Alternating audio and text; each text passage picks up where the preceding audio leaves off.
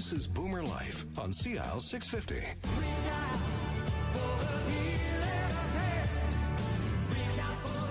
And welcome back to BoomerLife on CL650. I'm Joanne Sutton, joined today by our friends from the Alzheimer's Society of British Columbia. CEO Maria Howard is joining us on the phone today.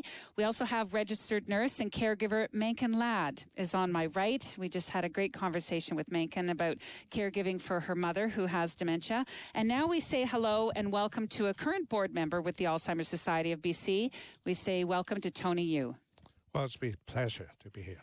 Now, Tony has been an integral member of the board for, about 3 years now? 3 years now. Yes. I understand you were born in China, grew up in Hong Kong, and you've been living in Canada now since 1966. Yes. Tony's educational experience is extensive. He has a BSc from the Chinese University of Hong Kong, as well as a PhD and an MBA from University of British Columbia. Oh, yes. Correct? Tony retired in 2001 after working a number of years in the investment industry. And since retirement, Tony has spent a considerable amount of his time volunteering. Maybe we could start today and tell me about some of the volunteer work that you've been doing. Well, yes. After the first year of retirement, the first year I basically did nothing and walk around the city and, go on trip a little bit. So in the second year, I started saying that I had better do something more meaningful. And so I started doing volunteer work. First, I was an interpreter for the school board. And then later on, I saw an ad in the newspaper that the Canadian Cancer Society are looking for volunteer drivers, so I respond. And so that's how I started volunteering for the Canadian Cancer Society for the last 10 years before I moved on and joined the Alzheimer's Society. How did you find the Alzheimer's Society? Well, actually, after spending 10 years volunteering for the Cancer Society, a different position, I think it's about time I move on. And before I make that decision, I did some research work and looking around and see what's the next worthwhile cause for me to spend my time to do the volunteer work.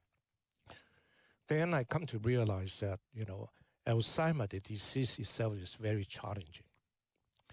And even more so, I would say this compared to cancer in many ways. And also I understand that, I say that the disease itself, even though it's so terrible in a sense, but it's also not on people's radar screen. And it's not having the attention like the other high-profile disease, whether cancer or heart and stroke, or whether people supporting, children's hospitals and all this. And it's not being properly funded. And so, in a sense, I find that this is a very challenging situation. It's an underdog in many ways.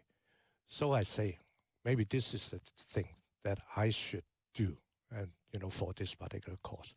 And so that's how I eventually end up joining the Alzheimer's Society. Well, it's just absolutely wonderful. It's really great having you joining us today. And it's always a pleasure to host members of the Society's Board of Directors because you're the ones who are really spearheading the direction for the organization as a whole. And that's what we believe. So maybe, this is a question that I ask of everyone who joins this program. Do you have a personal connection to Alzheimer's disease? It's sort of a yes and no.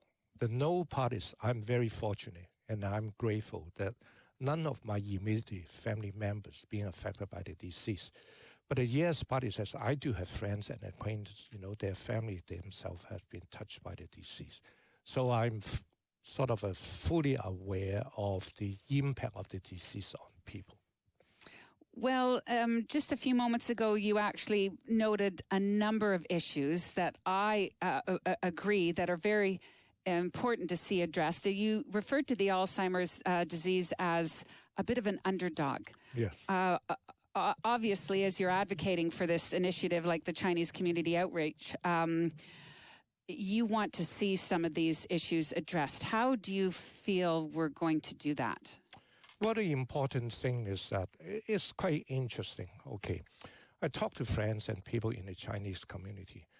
Not every one of them actually aware of the existence of the society, the Alzheimer's Society of BC. And some of them may have heard about it. They don't know exactly what we do. of what we are trying to do. And so you see that we don't have the same profile, despite the disease itself. There are more people having it. And in terms of being, people affected, killed by the disease, actually, the number is climbing up, catching up to heart disease, stroke and cancer. And so that we don't have the profile. People don't know about us.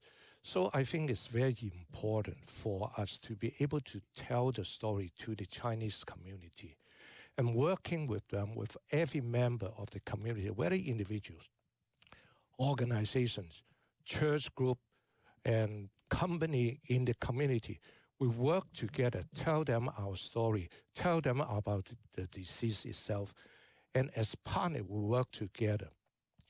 And such that it's my hope that we can create a dementia-friendly Chinese community, such that people having this disease and their family member, the caregiver, we all find that we are living in a community.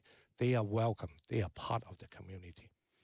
So maybe you could expand a little bit on a point that Mencken brought up when we were talking about the stigma attached with a diagnosis of Alzheimer's disease or dementia, that it was just something that the Chinese community almost repelled. It was evil, or it was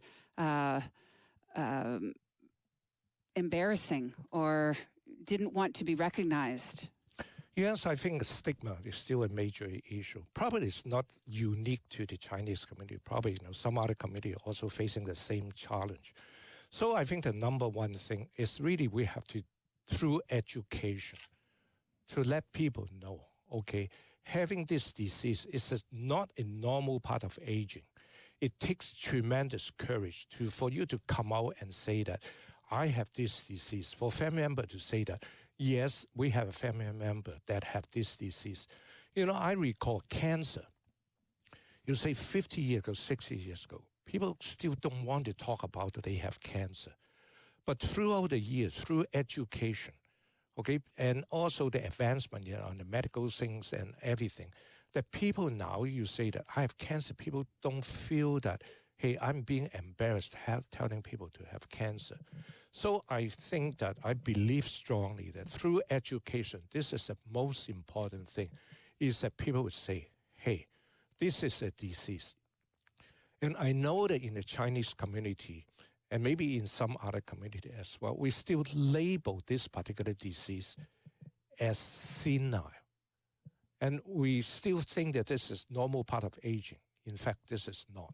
So education is the number one thing. It's very important to narrow the gap.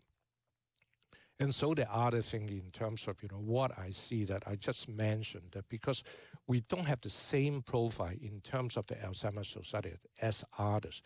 So it's that gap also through education, is that bringing up everybody's knowledge such that they know what we can do for them, and also let them know what are the things we don't do.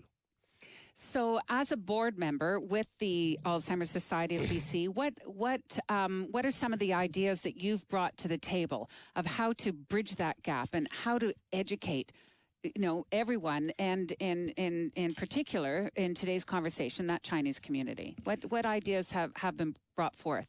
I think the first thing, when I first joined the board, I keep advocating, that we should connect to the Chinese community much better than before.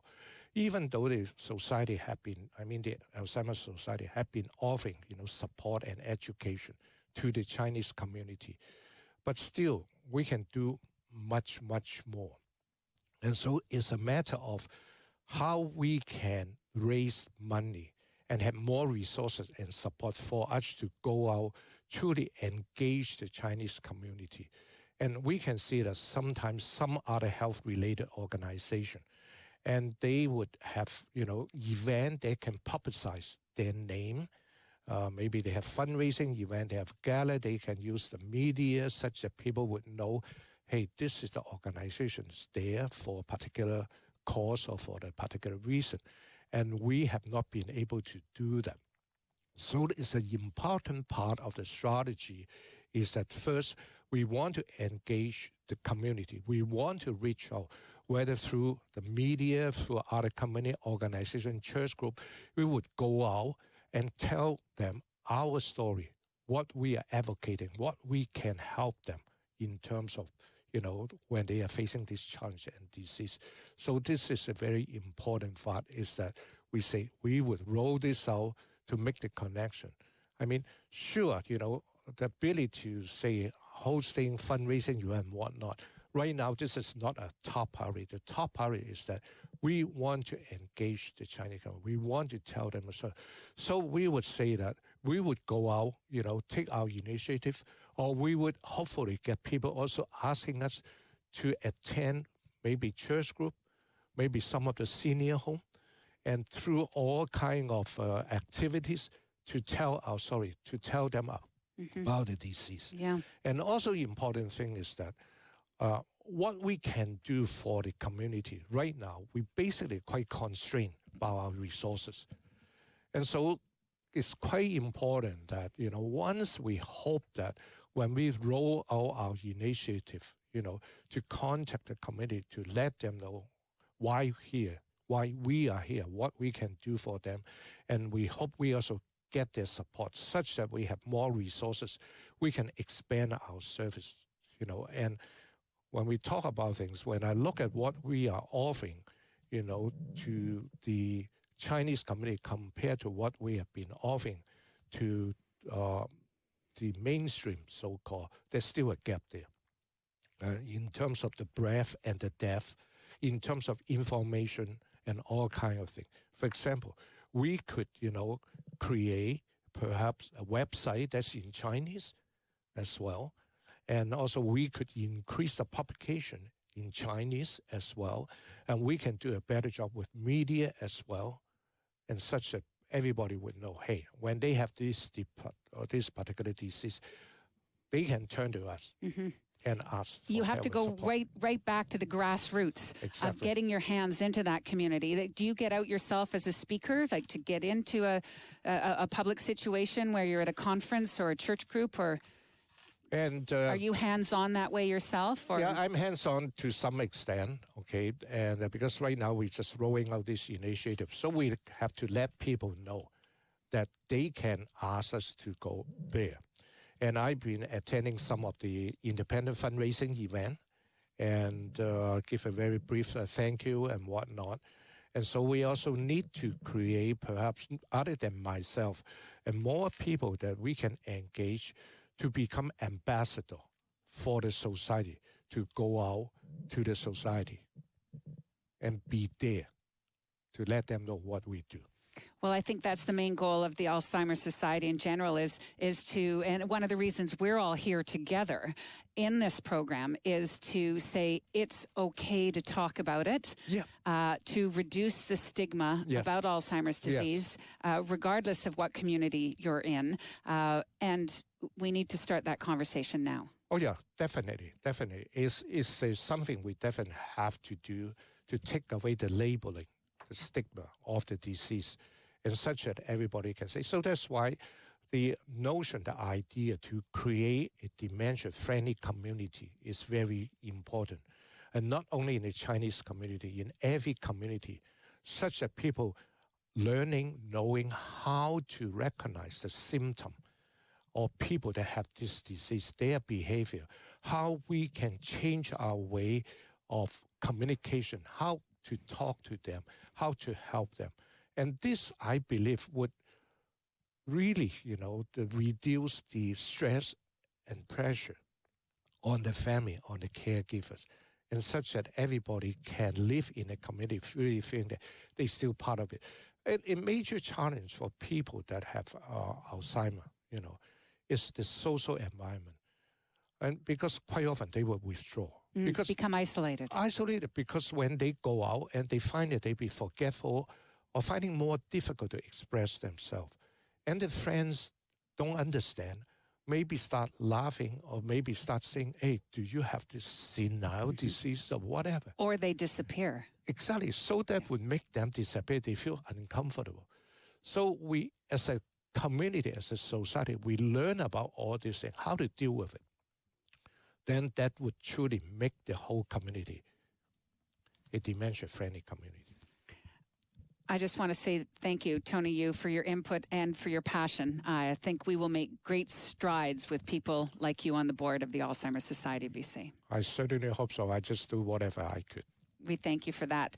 Board member Tony Yu with the Alzheimer's Society of BC is talking about the new initiative to bridge the gap within the Chinese-Canadian community when it comes to support services and the Alzheimer's Society. We're going to find out more about how to get involved and more about this program when we return. That's next on Boomer Life on CIAL 650. Celebrating the baby boomer lifestyle. This is Boomer Life on CIAL 650.